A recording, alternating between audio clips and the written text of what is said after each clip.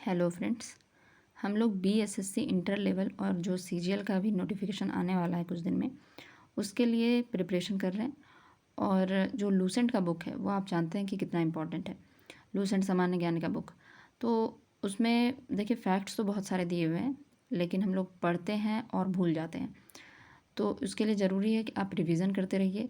और दूसरा है कि आप जो कन्फ्यूजन होता है एग्ज़ाम में, उससे उससे बाहर निकलने का तरीका यही है कि बहुत सारा एमसीक्यू सॉल्व किया जाए। ठीक है, तो जो आप लूसेंट का जो सामान्य ज्ञान का बुक है उससे जो आप पढ़ते हैं उसको आप टेस्ट भी लगाया कीजिए।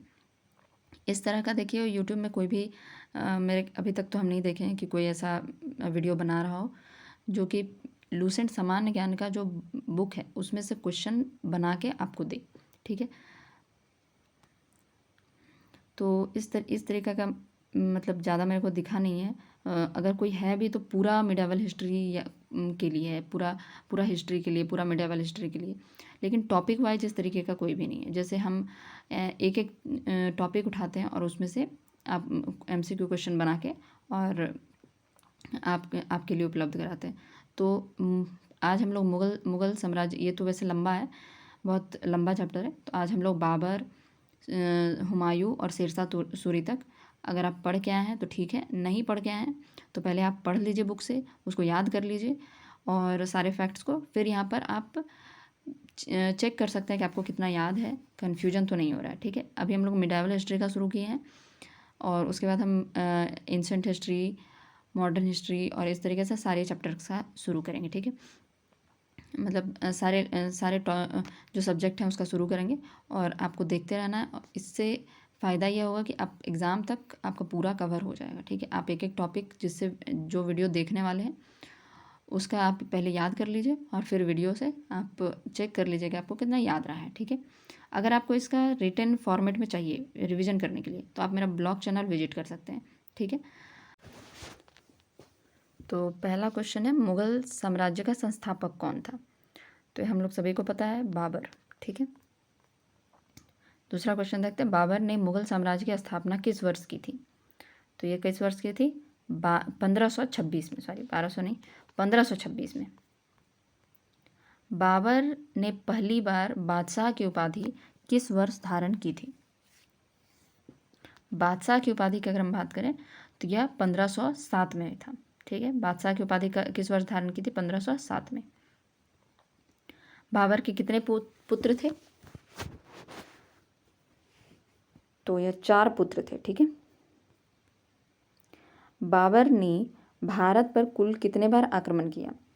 तो कुल 5 बार आक्रमण किया। ठीक है, पानीपत के प्रथम युद्ध में बाबर ने किस युद्ध नीति का प्रयोग किया? तो यह था तुगलमा युद्ध नीति। ठीक है, हम जल्दी जल्दी इसलिए बोल रहे हैं क्योंकि हमको उम्मीद है कि आप पहले पढ़ के आए होंगे तो आपके लिए बहुत आसान होगा।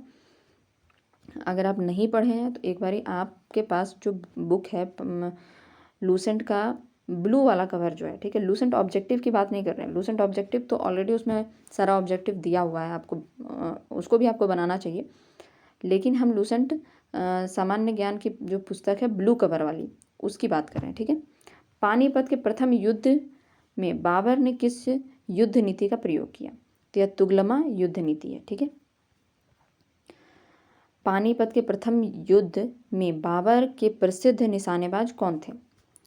तो अगर आपको पता हो कि यह कौन थे जो प्रसिद्ध निशानेबाज कौन थे, उस्ताद अली और मुस्तफ़ा। ठीक है, पढ़े होंगे तो अगर तो बहुत अच्छे से याद होगा। खानवा का युद्ध किसके बीच हुआ था? खानवा का युद्ध किसके बीच हुआ था? बाबर और राणा सांगा के बीच। चंदेरी का युद्ध कब हुआ था? चंदेरी का युद्ध हुआ था 1500, बताइए, 1526, 1527, 1528 या 1529? तो चंदेरी का युद्ध हुआ था 1528 में। घाघरा का युद्ध किसके बीच हुआ था? घाघरा का युद्ध हुआ था बाबर और इब्राहिम लोदी के बीच। घाघरा का युद्ध ए नंबर ऑप्शन होगा, बाबर और अफगानों के बीच में हुआ था। इब्राहिम लोदी के बीच तो पानीपत का युद्ध हुआ था। बाबर और अफगानों के बीच घाघरा का युद्ध हुआ था। कौन सा शासक युद्ध में मारा गया था? युद्ध में मारा कौन गया था? तो यह था इब्राहिम लोदी। ठीक है। हुमायूं ने कोहिनूर हीरा किससे प्राप्त किया था? तो यह कौन था? विक्रमजीत के परिवार से, ठीक है, विक्रमजीत के परिवार से उसने प्राप्त किया था कोहिनूर हीरा। बाबर को किस उपाधि से सम्मानित किया गया था? गाजी, कालंदर, सुल्तान या बादशाह? तो कौन हो जाएगा? यह कालंदर की उपाधि से सम्मानित किया गया था। बाबर की मातृभाषा क्या थी? बाबर की मातृभाषा तुर्की थी, ठीक है। बाबर की आत्मकथा का नाम क्या था? अकबरनामा, बाबरनामा, तुजुके जहांगीरी, आईने अकबरी? तो बहुत सिंपल क्वेश्चन है, बाबरनामा, ठीक है। हुमायूं किस वर्ष सिंहासन पर बैठा?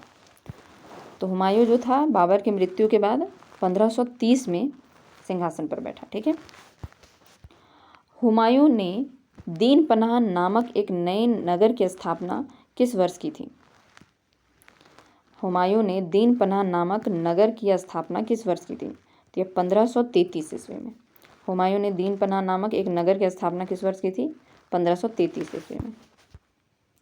चौसा का युद्ध किसके बीच हुआ था?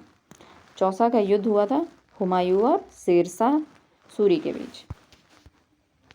बिलग्राम या कन्नौज का युद्ध किस वर्ष हुआ था? तो 1540 में हुआ था। हुमायूं ने निर्वासन के दौरान किससे विवाह किया? जब उसको निर्वासित कर दिया था शेरशाह सूरी ने, तो वह किससे विवाह किया? हमीदा बानो बेगम से, ठीक है, हमीदा बानो बेगम से। हुमायूं का पुत्र कौन था? अकबर था, ठीक है, अकबर था हुमायूं का पुत्र।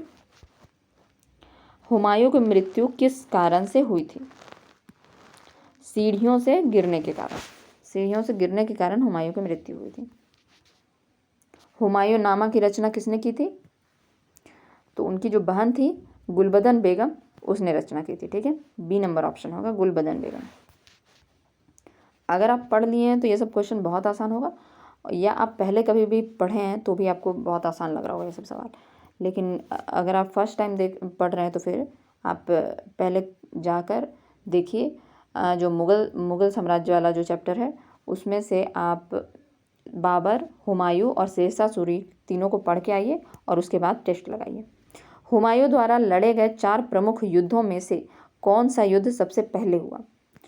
तो देखिए, चौसा युद्ध है, देवरा युद्ध है, बिलग्राम युद्ध है, सरहिंद का युद्ध है। तो सबसे पहला युद्ध जो हुमायूं ने लड़ा था वो कौन सा युद्ध था? वह था देवरा का युद्ध, ठीक है। हुमायूं ज्योतिषी में विश्वास करता था, इसलिए उसने सप्ताह के 7 दिन किस प्रकार के नियम बनाए थे? तो सप्ताह के 7 दिन किस प्रकार के नियम बनाए थे? वह हर दिन अलग अलग रंग के कपड़े पहनता था। तो हर दिन एक अलग रंग के कपड़े पहनने का, ए नंबर ऑप्शन हो जाएगा। अगर जल्दी जल्दी लग रहा है तो देखिए, जल्दी इसलिए बनाते हैं ताकि ज़्यादा टाइम ना जाए इसमें। आपको अगर दिक्कत हो रहा है तो आप पॉज करके देख सकते हैं, ठीक है। या आप जो इसका टेलीग्राम चैनल है, सॉरी टेलीग्राम नहीं, इसका जो ब्लॉग चैनल है आप उस पर भी जाकर विजिट कीजिए, इसमें आपको रिटन फॉर्मेट में मिल जाएगा। सूर साम्राज्य का संस्थापक कौन था? सूर साम्राज्य का संस्थापक कौन था? शेरशाह सूरी। शेरशाह सूरी का वास्तविक नाम क्या था? तो ए नंबर ऑप्शन होगा फरीद खां, उसका वास्तविक नाम फरीद खां था। शेरशाह सूरी का जन्म किस वर्ष हुआ था? शेरशाह सूरी का जन्म 1472 ईस्वी में हुआ था, ठीक है, 1472 ईस्वी में हुआ था। हालांकि ये थोड़ा डिबेटेबल है दो लोगों के बीच में, आप बुक में पढ़े होंगे, लेकिन फिलहाल ऑप्शन में है 1472, ठीक है। शेरशाह को शेर खां की उपाधि किसके द्वारा दी गई? शेरशाह को शेर खां की उपाधि किसके द्वारा दी गई? तो यह सुल्तान मोहम्मद बहार खां लोहानी द्वारा दिया गया था, ठीक है, सुल्तान मोहम्मद बहार खां लोहानी। शेरशाह की मृत्यु कब और कहाँ हुई? तो शेरशाह की मृत्यु जो है 22 मई 1545 ईस्वी में कालिंजर में हुई, ठीक है। शेरशाह का मकबरा कहाँ स्थित है? तो यह सासाराम में स्थित है। शेरशाह के समय चलाए गए चांदी के सिक्के का नाम क्या था? शेरशाह के समय चलाए गए चांदी के सिक्के का नाम क्या था? रुपया, ठीक है। शेरशाह ने किस नगर का नाम बदलकर पटना रख दिया? तो ये पाटलिपुत्र का नाम बदलकर पटना रख दिया। शेरशाह ने भूमि की नाप के लिए किसका उपयोग किया? तो एक सिकंदरी गज जो था उसका यूज किया था शेरशाह ने। ठीक है। शेरशाह के शासन काल में सरकार द्वारा पैदावार का कितना हिस्सा लगान के रूप में वसूला जाता था? तो यह कितना हिस्सा था? 1/2, 1/3, 1/4, 1/5।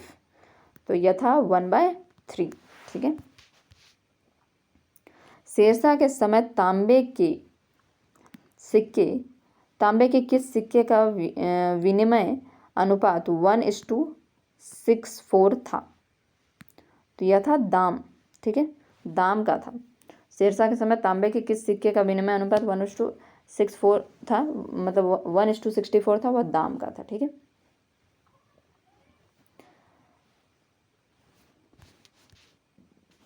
शेरशाह ने ग्रैंड ट्रंक रोड की मरम्मत किस वर्ष करवाई थी? तो यह था 1541 में। ठीक है, 1540 में वह बन गया था। 1541 में उसने ग्रैंड ट्रंक रोड की मरम्मत करवा दी। ठीक है। शेरशाह ने किस किले का निर्माण करवाया था? तो ये कौन सा किला था? लाल किला, रोहतासगढ़ किला, आगरा किला, गोलकुंडा किला। तो हो जाएगा रोहतासगढ़ किला। ठीक है, यह भी सासाराम में ही है।